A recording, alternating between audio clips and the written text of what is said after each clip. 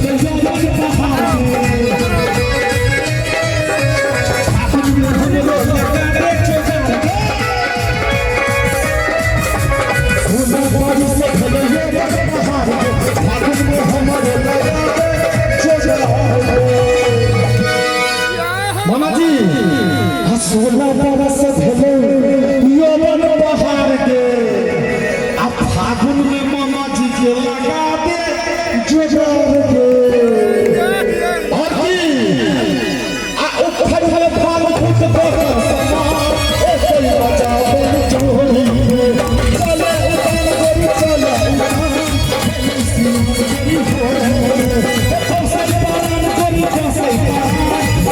उतार गोरी चले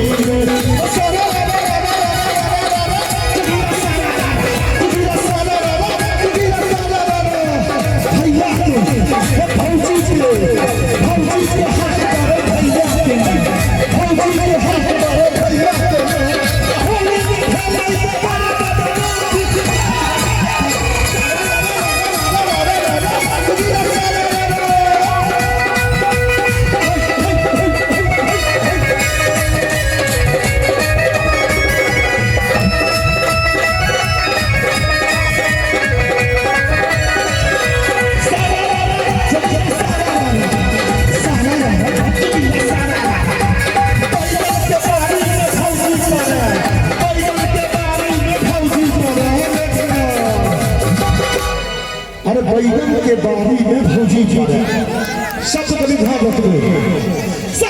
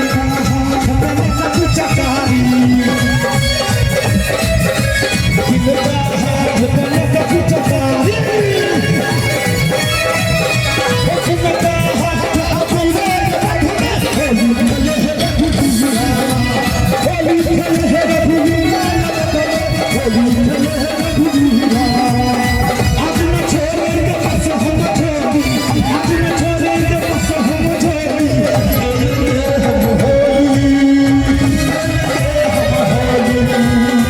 चाहे भीगे तेरी चुनरिया, चाहे भीगे तेरी चुनरिया, चाहे भीगे छोड़ी, हम होली।